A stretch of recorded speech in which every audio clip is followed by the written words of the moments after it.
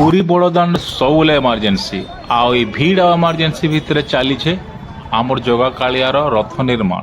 ଯେତେ ଖରା ହେତେ ବେଶୀ ଜୋଶ।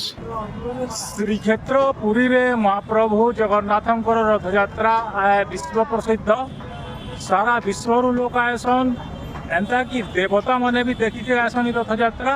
ଆଉ ତାଙ୍କ ରଥଯାତ୍ରା ଲାଗି ଅକ୍ଷୟ ତୃତୀୟାରୁ ଆରମ୍ଭ ହେଇଗଲାନ ରଥ ନିର୍ମାଣ। ବଡ଼ଦାଣ୍ଡର ରଥ ଖଳାରେ ଜୋରଦାର ରଥ ନିର୍ମାଣ ଚାଲିଛେ।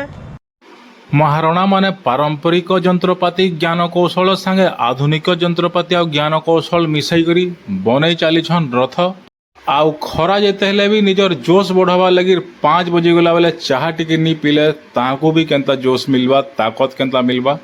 ମହାରଣା ମାନଙ୍କର ସାଙ୍ଗେ କଥା ଲାଗବା ଲାଗି ଇଚ୍ଛା ତ ବହୁତ ଥିଲା, କିନ୍ତୁ ମୁଇଁ ହୋଇଯାଇଥିଲି ନ ପୁରା ଟାୟାର୍ଡ, ସେଥିଲାଗି କେତେଟା ସର୍ଟ ନେଇକରି ପଳେଇ ଆସିଲି।